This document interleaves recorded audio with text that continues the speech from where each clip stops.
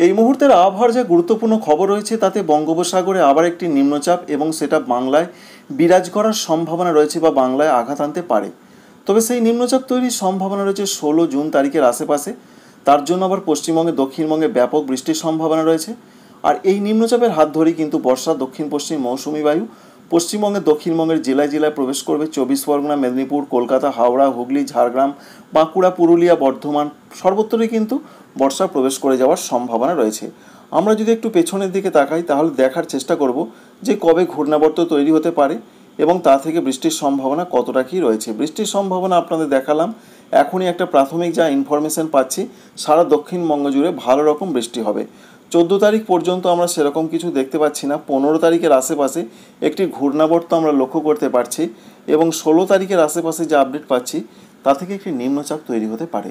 নিম্নচাপটা পশ্চিমবঙ্গের উপকূলে অবস্থান করার সম্ভাবনা রয়েছে এবং এই নিম্নচাপের হাত ধরেই দক্ষিণ পশ্চিম মৌসুমি বায়ু বর্ষা যেমন প্রবেশ করবে তেমনি প্রচণ্ড দমকা ঝোড়ো হাওয়ার সম্ভাবনা রয়েছে। বিশেষ করে বাংলাদেশ উপকূলে বেশি এবং পশ্চিমবঙ্গের উপকূলেও কিন্তু দমকা ঝোড়ো হওয়ার সম্ভাবনা খুবই বেশি রয়েছে। এর জন্য বৃষ্টির সম্ভাবনা কোন জেলায় বেশি একবার দেখানোর আপনাদের চেষ্টা করব।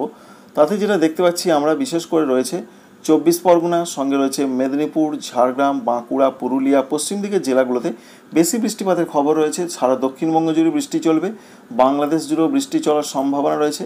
পশ্চিমবঙ্গের উত্তরবঙ্গের জেলাগুলোতে ততটা বৃষ্টি এই মুহূর্তে দেখা যাচ্ছে না। ত্রিপুরা, মণিপুর, মিজোরাম, নাগাল্যান্ডে ভালো রকম বৃষ্টি চলবে। সুতরাং দক্ষিণবঙ্গে আবারও কিন্তু নতুন করে ঝড় বৃষ্টি আসছে নতুন নিম্নচাপের জন্য। তার হাত ধরে দক্ষিণ পশ্চিম মৌসুমি বায়ু আবার দক্ষিণবঙ্গে এই মরশুমের জন্য প্রবেশ করবে।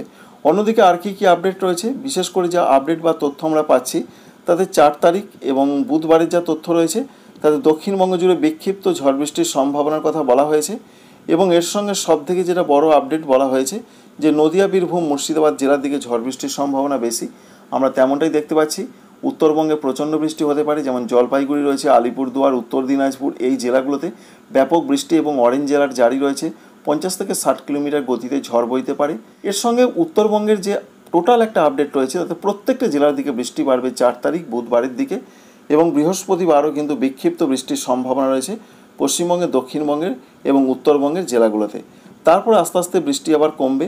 এই আপডেট যখন রয়েছে তখন তাপপ্রবাহেরও পূর্বাভাস রয়েছে পশ্চিমবঙ্গে, দক্ষিণবঙ্গে। যে সমস্ত জেলাগুলোতে হতে পারে তার মধ্যে রয়েছে দক্ষিণ 24 পরগনা, পশ্চিম মেদিনীপুর, এখানে তাপপ্রবাহ চলতে পারে। অন্যান্য জেলাগুলোতে গরম এবং আর্দ্রতাজনিত অস্বস্তি বাড়বে। তাই এক কথায় বাংলার আপডেট রয়েছে এটাই যে বৃষ্টির সম্ভাবনা আজ থেকে বাড়তে চলেছে এবং নতুন করে আবার বৃষ্টি ফিরছে। 4 তারিখ 5 তারিখ বৃষ্টি চলবে দক্ষিণবঙ্গের জেলায় জেলায়। উত্তরবঙ্গে ভারী অতি ভারী বৃষ্টি চলবে, দমকা ঝড়ের সম্ভাবনা রয়েছে। এরপর যে আপডেট রয়েছে আবার 7 তারিখ থেকে তাপমাত্রা বাড়তে শুরু করবে। এখনও যে তাপমাত্রা বিরাট কমে গেছে তা কিন্তু নয়, তবুও বৃষ্টির জন্য একটু তাপমাত্রা 2 থেকে 1 ডিগ্রি যেটা ফিল বা অনুভূত হবে একটু কম থাকার সম্ভাবনাই প্রধানত আমরা দেখতে পাচ্ছি বিভিন্ন ওয়েবসাইট বা বিভিন্ন মডেল থেকে। তো বুঝতেই পারলেন পশ্চিমবঙ্গে, দক্ষিণবঙ্গে কিন্তু বৃষ্টিটা কন্টিনিউ আবার করছে। বিশেষ করে গতকালও দেখা গেছে এবং আজকেও হওয়ার সম্ভাবনা, আগামীকালও হতে পারে। পরবর্তী ক্ষেত্রে হয়তো বৃষ্টি কমবে আর উত্তরবঙ্গের জেলাগুলোতে ভারী বৃষ্টির সম্ভাবনা। যাই হোক না কেন 7 তারিখ থেকে সারা পশ্চিমবঙ্গ, সঙ্গে রয়েছে বাংলাদেশ, ত্রিপুরা, মণিপুর, মিজোরাম, নাগাল্যান্ড সহ প্রত্যেকটা জায়গাতে ঝড় বৃষ্টির সম্ভাবনা অনেকটাই কমে যাচ্ছে।